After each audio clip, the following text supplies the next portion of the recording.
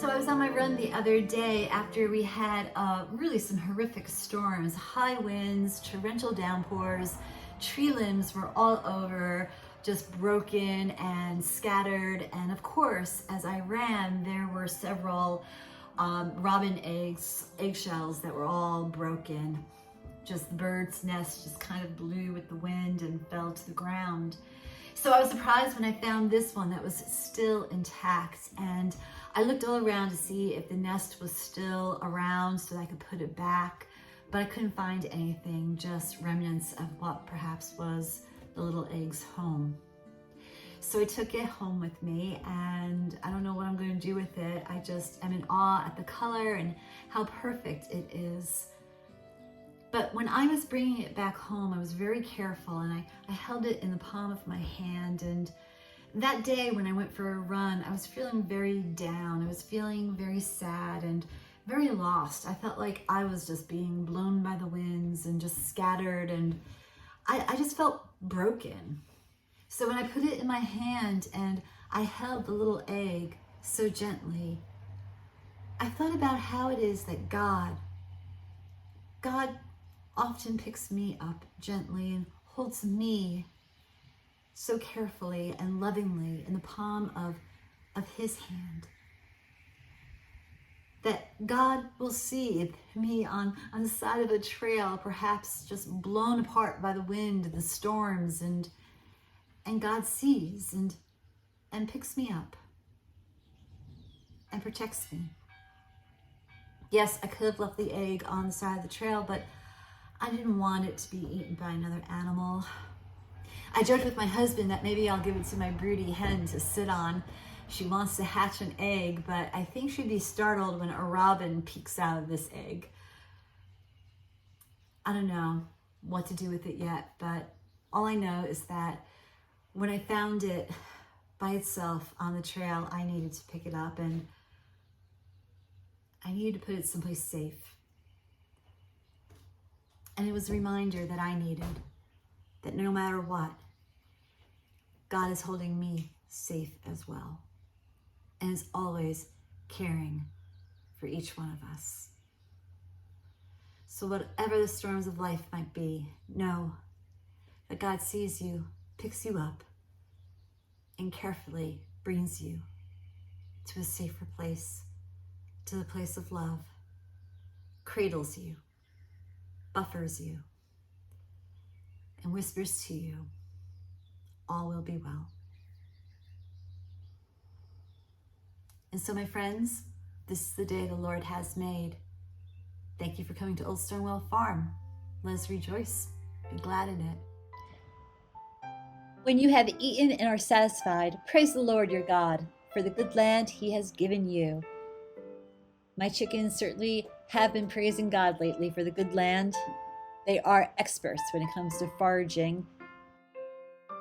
Not as good as a forager as my chickens, as I was on this trail for the longest time trying to find wild onions in the Fiddleheads.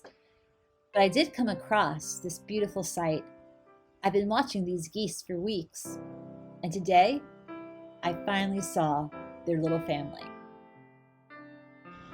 When I did finally come across some Fiddleheads, I wasn't quite sure if they were ready to be picked, or perhaps I have missed their prime picking season.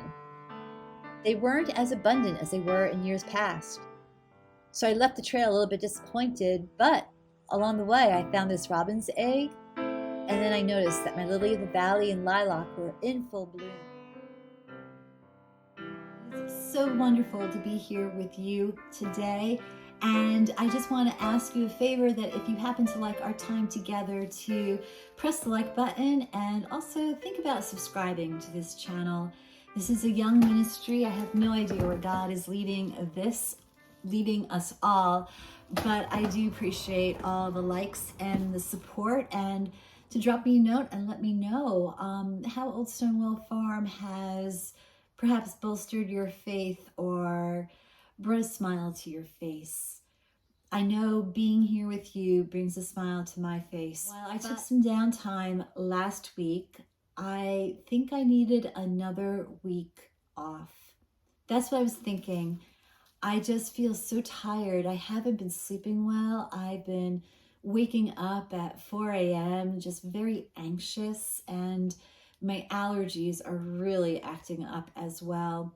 I was trying to film today outside on the farm because everything is just so green and starting to bloom, like the lilacs and the lily of the valley. It was just so beautiful. But as I was outside, I could feel my throat just getting scratchy. I was sneezing and the wind was picking up. And plus, today is the first day here in Vermont that it is supposed to get up to the 90s. So not feeling 100%, I came back into this old house built in the 1700s. And for a second, I sat down and I just wanted to put my head in my hands. And if I could be honest with you, I just felt like crying.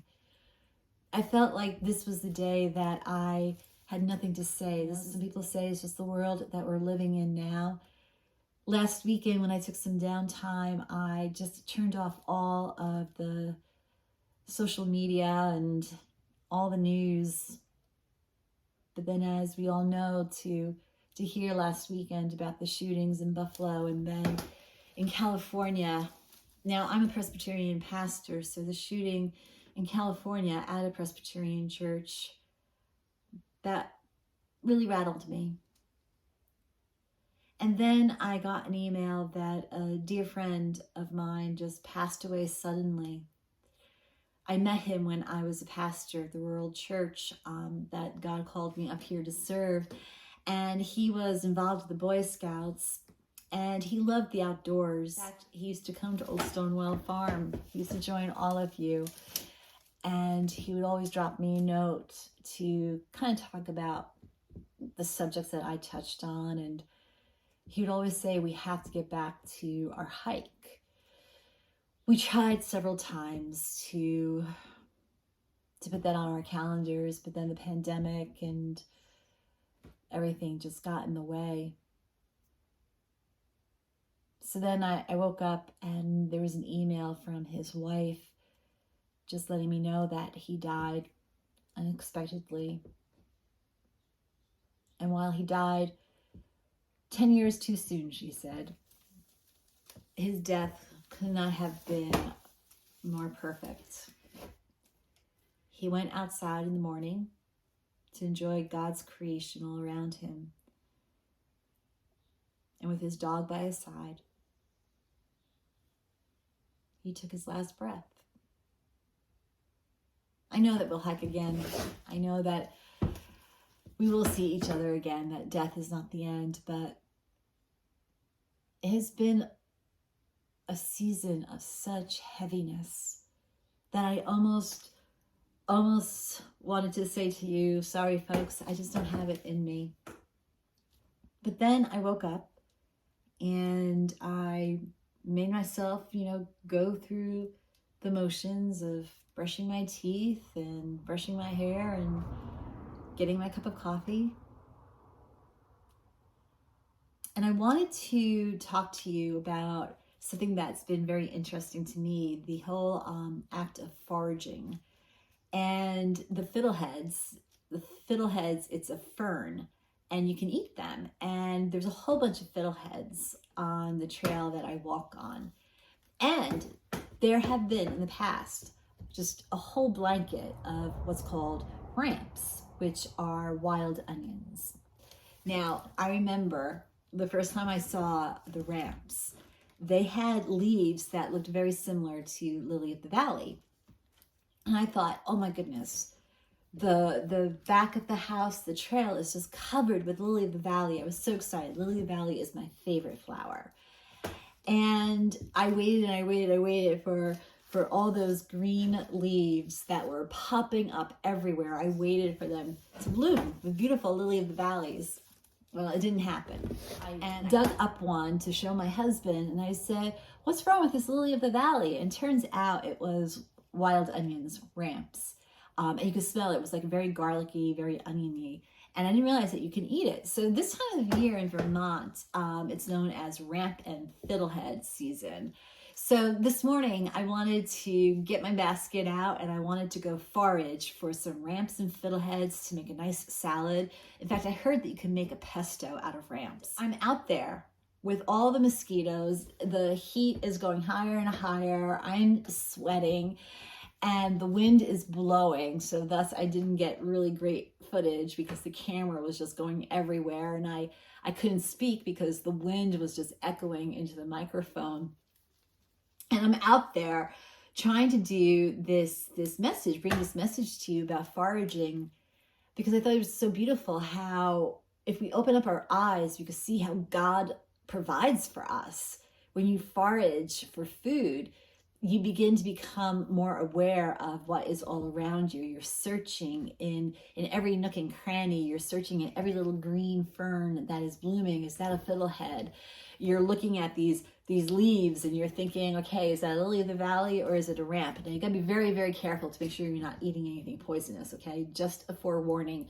Before you forage or even think about eating anything, just double check, make sure, and when in doubt, do not eat.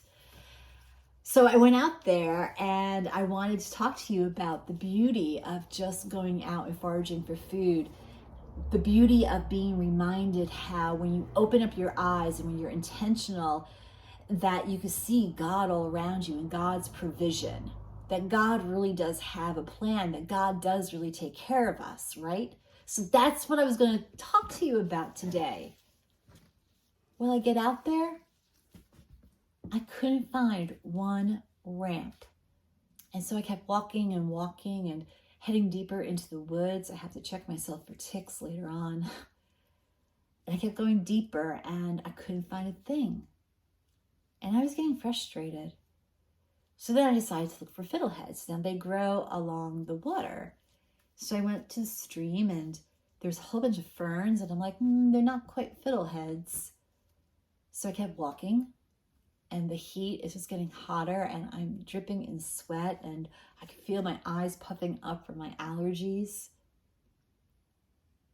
And then I found like one or two, just a few fiddleheads, and I wasn't quite sure if the fiddleheads I found, if they were just about to really burst forth with their little round fiddlehead, or was the fiddleheads that I found, were they past their time, their expiration date?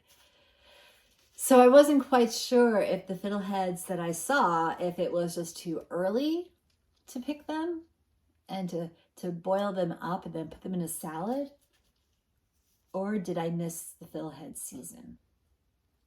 So I had high hopes today to talk to you about the spiritual act of foraging and how going out into nature and keeping your eyes open as to what God has provided for us, it's right in front of us, the beauty of that. Well, that totally did not work out. There were no ramps to be found, no wild onions, and no fiddleheads. So I kept walking and thinking and searching. And then that's when it hit me. The message I want to share with all of you today.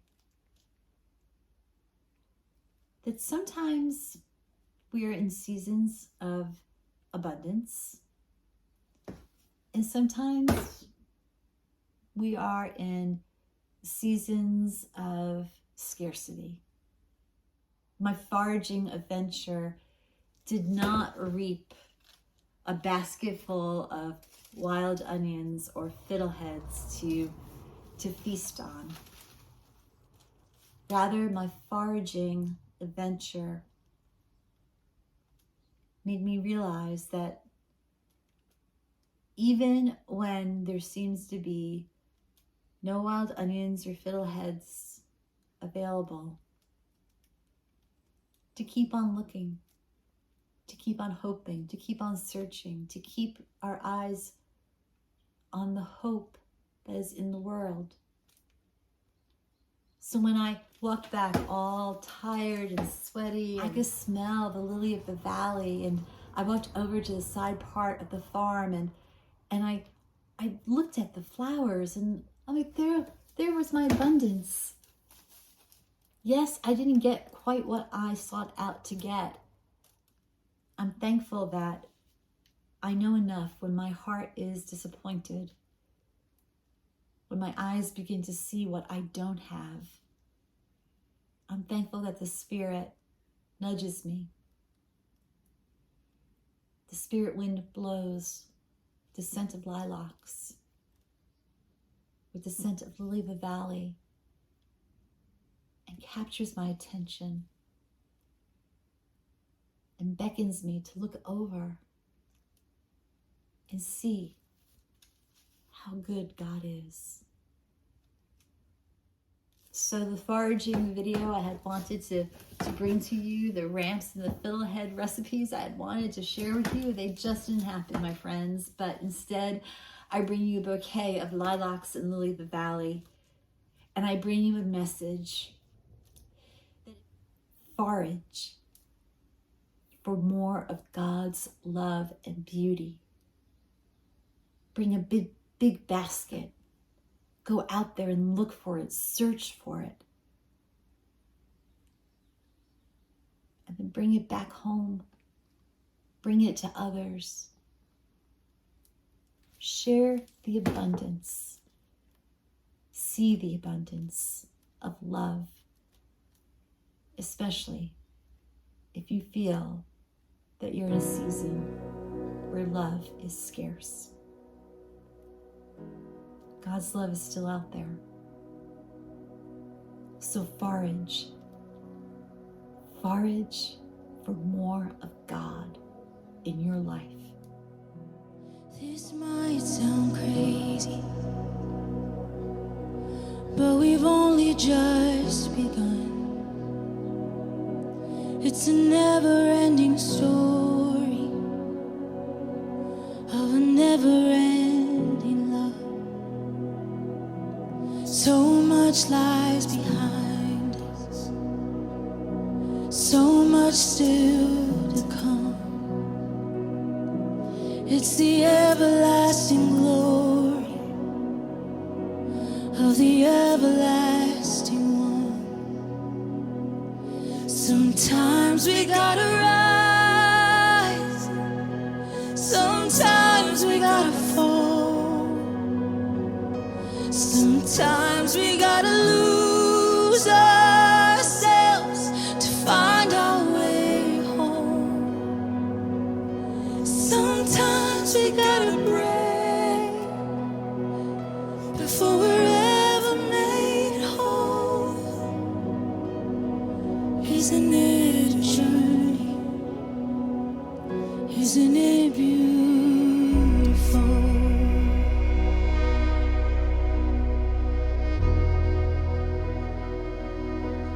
Oh, there is a freedom in not knowing it all.